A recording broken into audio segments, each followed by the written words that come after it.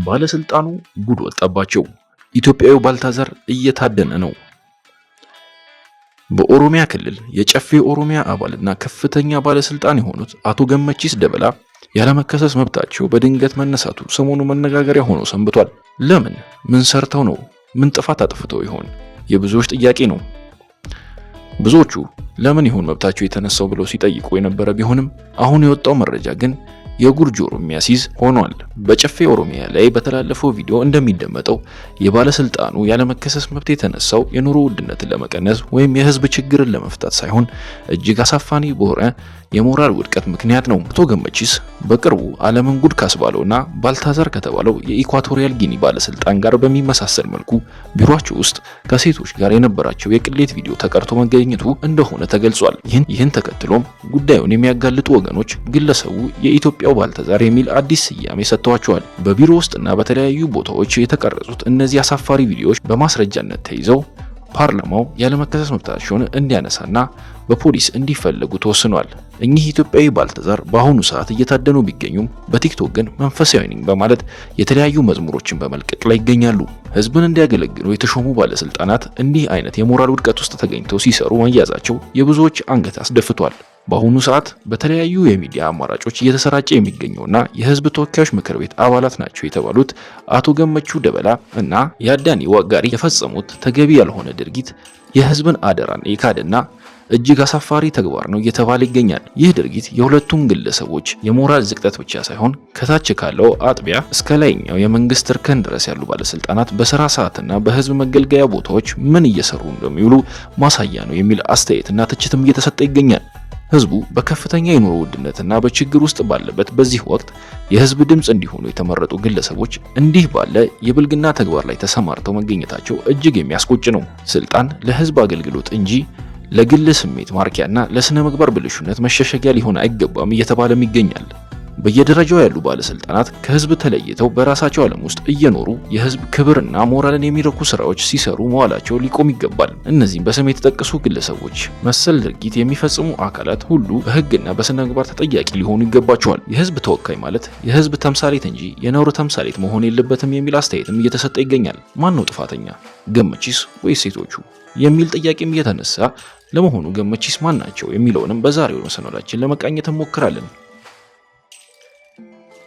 ጨፌ ኦሮሚያን ያናወጠው ኢትዮጵያዊ ባልታዛር በጨፌ ኦሮሚያ ውስጥ እንኳን የሰሩትን ወንጀል ለመግለጽ አስቸጋሪ አድርጎታል። አስነዋሪ ድርጊትና በዚህ በጨፌው ውስጥ ለመግለጽ የሚያስቸግር ወንጀል ሰርተዋል ተብሏል። አቶ ገመቺስ ስለኖራቸው ሲነገር በጨፌ ኦሮሚያ ውስጥ አስነዋሪ ድርጊትና በጨፌ ውስጥ ለመግለጽ የሚያስቸግር ወንጀል ሰርተዋል ተብሏል። አቶ ገመቺስ ስለኖራቸው ሲነገር በጨፌ ኦሮሚያ ውስጥ ውድ የሀበሻ ቶፕ 5 አድማጮች፣ ገመቺስ ሲባል መኪናውን አይደለም ግን ስራው ከመኪናው ይበልጣል።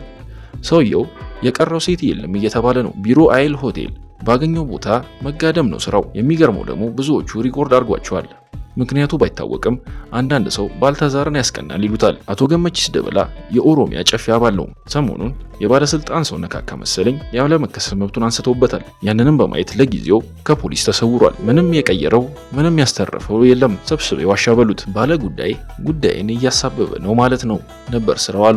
ከዛ ቲክቶክ ላይ መጥቶ መዝሙር ከፍቶ ሸመንመን እያለ ክርስቲያን ይጫወታል። ከቀናት በፊት በአዳማ ከተማ እየተካሄደ በሚገኘው የጨፌ ኦሮሚያ 6ኛ የሥራ ዘመን 5ኛ ዓመት 10ኛ መደበኛ ጉባኤ የምክር ቤት አባል የሆኑት የአቶ ገመቺስ ደበላ ያለመከሰስ መብት በአብላጫ ድምጽ መነሳቱ ይታወቃል።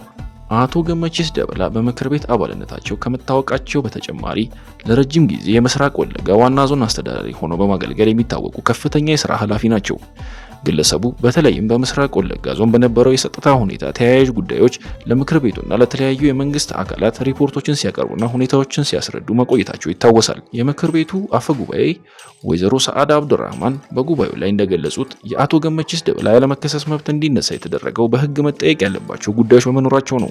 የፍትህ አካላት በግለሰቡ ላይ አስፈላጊውን ምርመራ ለማካሄድና ክስ ለመመስረት እንዲችሉ የቀረበውን ጥያቄ መሰረት በማድረግ ምክር ቤቱ ያለመከሰስ መብታቸውን አንስቷል። ምንም እንኳን ግለሰቡ የሚጠረጠሩበት ዝርዝር የወንጀል ድርጊት በይፋ ባይገለጽም የክልሉ መንግስት ከብልሹ አሰራርና መልካም አስተዳደር ጉድለት እንዲሁም ከጸጥታ መደፍረስ ጋር በተያያዘ ጥፋተኛ ሆነው በተገኙ ከፍተኛ ኃላፊዎች ላይ ተከታታይ እርምጃዎችን እየወሰደ ይገኛል። የምክር ቤቱ ውሳኔም ሕግን የማስከበር ሂደት አካል መሆኑ ተመልክቷል። የጨፌ ኦሮሚያ 10ኛው መደበኛ ጉባኤ በአቶ ገመቺስ ላይ ካሳለፈው ውሳኔ በተጨማሪ በክልሉ ያለፉት 6 ወራት የሥራ አፈጻጸም ሪፖርት፣ በዳኞች ሹመትና በተለያዩ የወቅታዊ የጸጥታ ጉዳዮች ላይ ሰፊ ውይይት በማድረግ ላይ ይገኛል።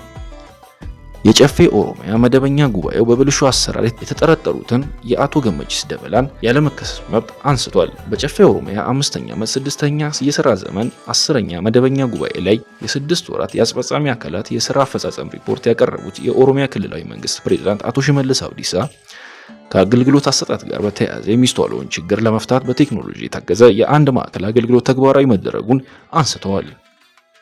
ችግሩን ለመቅረፍ የአንድ ማዕከል አገልግሎት መሶብ በ5 ከተሞች 12 ቅርንጫፎች ላይ አገልግሎት መስጠት መጀመሩን ተናግረዋል። ይህንንም የማስፋፋት ስራው ተጠሪነታቸው ለክልሉ በሆኑ 14 ከተሞች በ60 ወረዳዎች ተጠናክሮ ይቀጥላልም ብለዋል።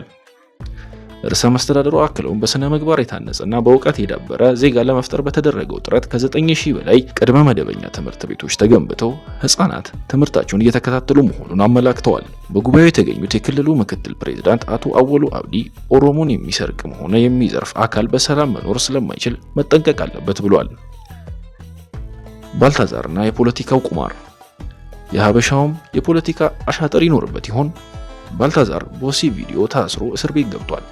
ነገር ግን ፕሬዝዳንት ለመሆን እቅድ ነበረው። ይህን እቅድ ለማሰናከል በደካማ ጎኑ ገቡበት። ወሲብ ቪዲዮዎችን በመልቀቅ ዓለም አቀፍ ደረጃ እንዲዋረድ አድርገውታል።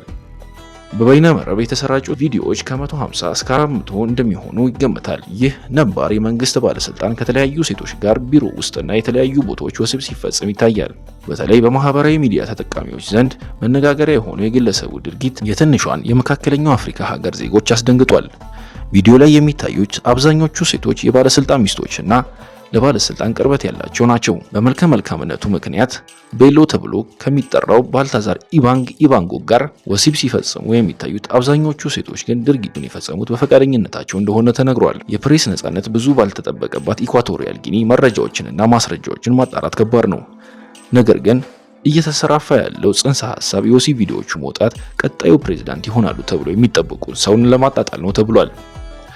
ባልታዛር የፕሬዝዳንት ቴዎዶሮ ኦቢያንግ እንጉዌማን ዘመድ ነው። እድሜ የጠገቡ ፕሬዝዳንት ወደፊት ይተካሉ ተብሎ ከሚጠበቁ ሰዎች መካከል አንዱ ነው። ከአውሮፓውያኑ 1979 ጀምሮ ስልጣን ላይ የቆዩት ኦቢያንግ በዓለማችን ብዙ ዓመታት መንበረ ስልጣን ላይ የከረሙ ሰው ናቸው። የ82 ዓመቱ ፕሬዝዳንት በስልጣን ዘመናቸው በሀገሪቱ ኢኮኖሚ ውስጥ ለውጥ ማምጣት ቢችሉም እየተሟጠጡ በመጣው የሀገሪቱ ነዳጅ ምክንያት ምጣኔ ሀብቷ ተቃውሷል።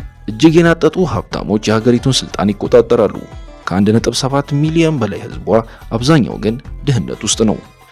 የኦቢያንግ አስተዳደር በሰብአዊ መብት ጥሰት ከፍተኛ ትችት ይደርስበታል።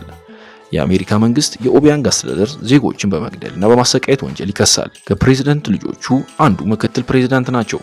እጅግ የናጠጡ ሀብታም መሆናቸውም የአደባባይ ሚስጥር ነው።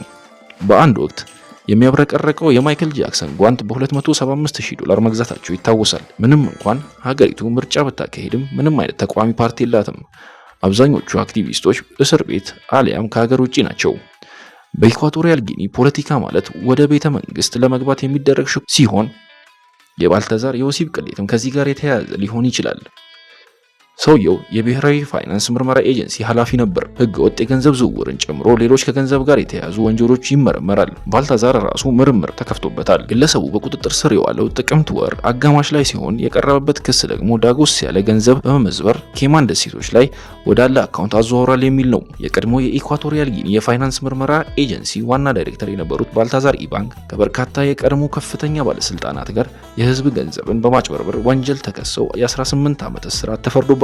ባልታዛር ባለፈው ዓመት መስከረም ወር ላይ ከበርካታ ባለስልጣናት ጋር የህዝብን ገንዘብ በማጭበርበር ወንጀል ተከሰው ማረሚያ ቤት ታስረው ነበር። ቀድሞ የብሔራዊ የፋይናንስ ምርመራ ኤጀንሲ ዋና ዳይሬክተር የነበሩት ባልታዛር ኢባንግ የፋይናንስ ወንጀሎች፣ ህገወጥ የገንዘብ ዝውውርና ሙስናን የመከላከል ትልቅ ስልጣን ነበራቸው። ባልታዛር ኢባንግ ከባለስልጣናቱ ጋር 1 ቢሊዮን ፍራንክ ከመንግስት ካዝና አጭበርብረዋል። ባልታዛር ኢባንግ ወደ ኪሳቸው 910 ሚሊዮን ፍራንክ እንዳስገቡ ተገልጿል። ከባልታዛር ጋር አገር ሲዘርፉ የነበሩት በሌሎች ባለስልጣናት ላይም ፍርዱ እንደሚቀጥል ተገልጿል። የሀበሻው ባልታዛርም የወሲብ ቪዲዮ የወጣበት ምናልባት ጥብቅ የሆነ የፖለቲካ አጀንዳ ሊኖር ይችላል የሚል አስተያየት እየተሰጠም ይገኛል።